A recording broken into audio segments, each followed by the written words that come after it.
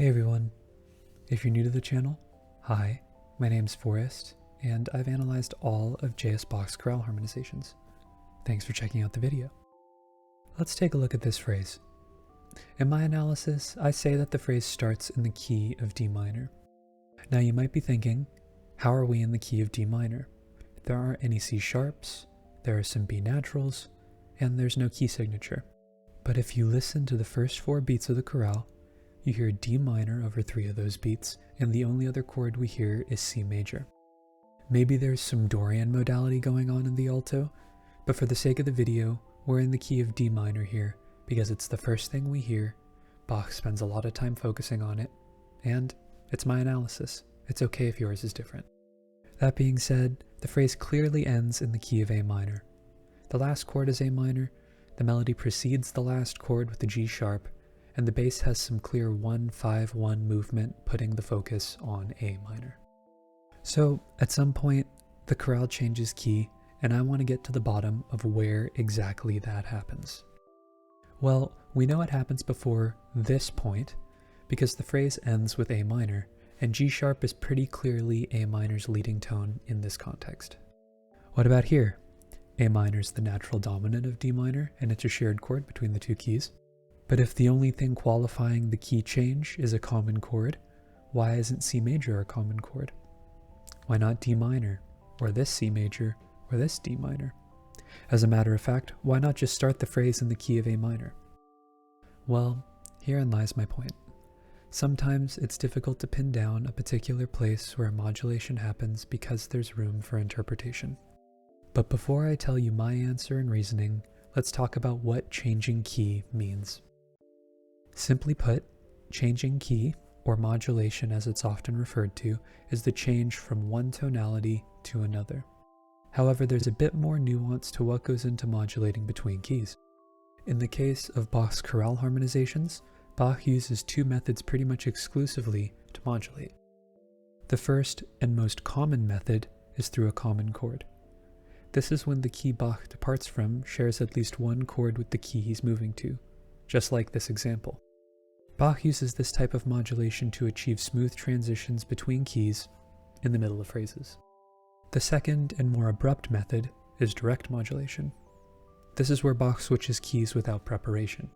More commonly than not, Bach does this at the beginning of a new phrase, but there have been more than a few quirky phrases that could be analyzed to include a direct modulation mid-phrase, but still, it's pretty uncommon to happen.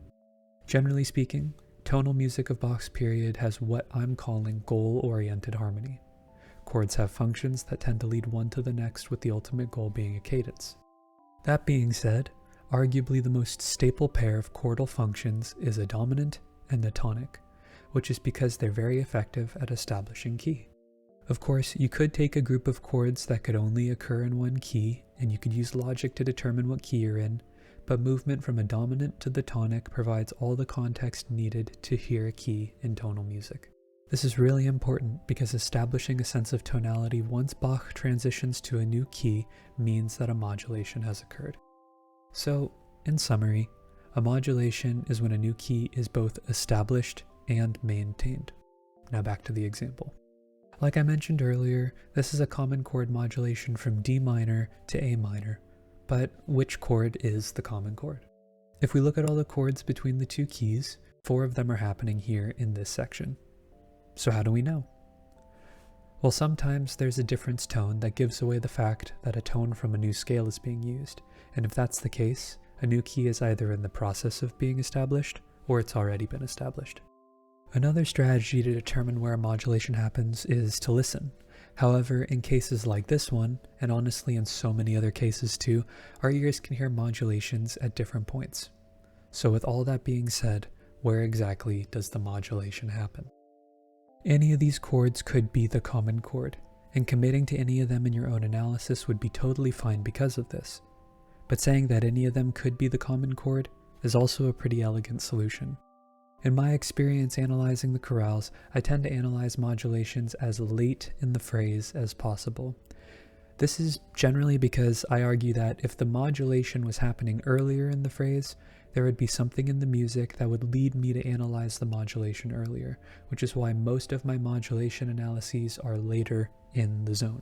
But really, at the end of the day, in cases where the point of modulation isn't the most clear, marking any of the points gets the point across, and ultimately, it's more important that you're able to acknowledge that the modulation is happening at all than it is for you to know the exact point at which the modulation occurs. And like this example shows us, there isn't always a clear answer. That being said, if I had to mark a modulation point, it would be right here. I think it would be unlikely for Bach to use A minor in the key of D minor, even though it is possible. I see A minor coming into the fold as our tonic, which is supported by the bass and also the E pedal in the alto. So the moral of the story is, be okay with ambiguity.